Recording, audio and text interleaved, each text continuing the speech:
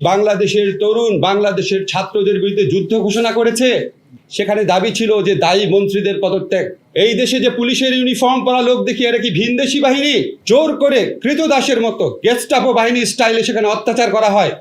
বিভিন্ন জায়গাতে কারফিউ জারি করে চারদিকে ঘিরে ধরে হেলিকপ্টারের আলো ফেলে এই সরকার কি বাংলাদেশের তরুণ বাংলাদেশের ছাত্রদের বিরুদ্ধে যুদ্ধ ঘোষণা করেছে?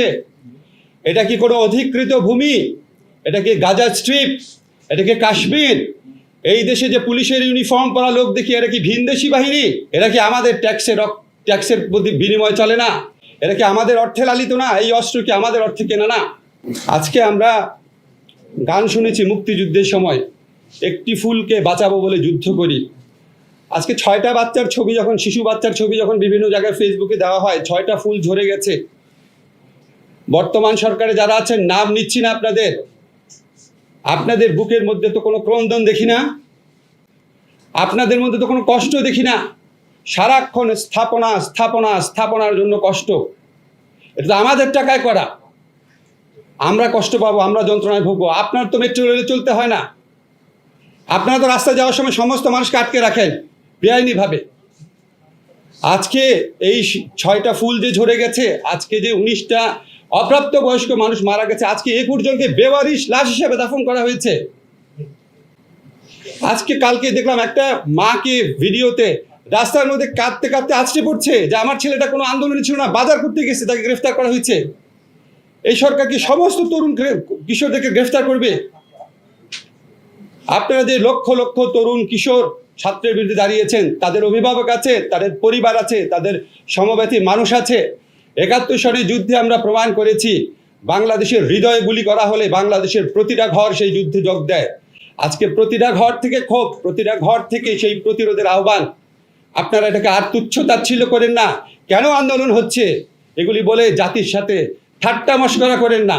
আন্দোলন হচ্ছে হত্যাকারীর বিচারের দাবিতে, আন্দোলন হচ্ছে গণরুম কেন্দ্রিক যে টর্চার সেল। পৃথিবীতে কোনো বিশ্ববিদ্যালয় আছে নাকি? চ্যালেঞ্জ করলাম, পৃথিবীতে কোনো বিশ্ববিদ্যালয় আছে নাকি যে বিশ্ববিদ্যালয়ের প্রতিটা ছাত্রাবাস টর্চার সেল রয়েছে? সেই টর্চার সেলে ছাত্রদের মৃত্যুর খবর আপনারা পেয়েছেন। জোর করে কৃতদাসের মতো গেস্টাপো বাহিনী স্টাইলে সেখানে অত্যাচার করা হয়। এগুলি তো মিথ্যা কথা না, দিনের পর দিন পত্রিকাতে এসেছে। আজকে সেই গণরুম কেন্দ্রিক নির্যাতনের অবসান চেয়েছে ছাত্ররা। কেন আন্দোলন বুঝতে পারেন না? যেই উপাচার্য প্রক্টররা তাদের প্রতিরোধ করতে, তাদের প্রতিরক্ষা দিতে ব্যর্থ হয়েছে, জাহাঙ্গীরনগরে গেট লাগিয়ে দিয়েছে, এগুলো তো নতুন ঘটনা না। আজকে তাদের পদত্যাগের দাবি আসছে। শিক্ষার্থীদের অরিজিনাল যে দাবি ছিল 9 দফা, যেটা আমরা বিশ্বাস করি জোর করে চেঞ্জ করে দেওয়া হয়েছে, সেখানে দাবি ছিল যে দায়ী মন্ত্রীদের পদত্যাগ। আজকে এই দেশের তরুণ কিশোরদের বিরুদ্ধে 70-80 বছরের বৃদ্ধ গতায়ু প্রজন্মের মন্ত্রীরা তাদের বিরুদ্ধে ছাত্রদেরকে লেলিয়ে দিচ্ছে। আমাদের দেশের তরুণ সমাজের একটা অংশকে কৃতদাস এবং গণরুমে টর্চার সেলের ভিকটিম বানানো হয়েছে, আরেকটা অংশকে খুনি বাহিনী বানানো হয়েছে। এই প্রক্রিয়াতে যারা সরাসরি যুক্ত, যারা সরাসরি নির্দেশ দিয়েছেন, তাদের বিচার চেয়েছে। এটার মধ্যে অন্যায়টা কোথায়? ছাত্ররা কি বলেছে সরকারের পতন চাই? ছাত্ররা কি বলেছে নতুন নির্বাচন চাই? তারা তো এগুলি বলে নাই। আপনারা এই দাবি মেনে নিচ্ছেন না কেন? সমস্যা কি? আপনি যদি নিজে খুনি না হন। আজকে আবু সাঈদের বুকে এইভাবে গুলি করার পর এজাহারে লেখা হয়েছে আন্দোলনকারী ইট পাটকেলে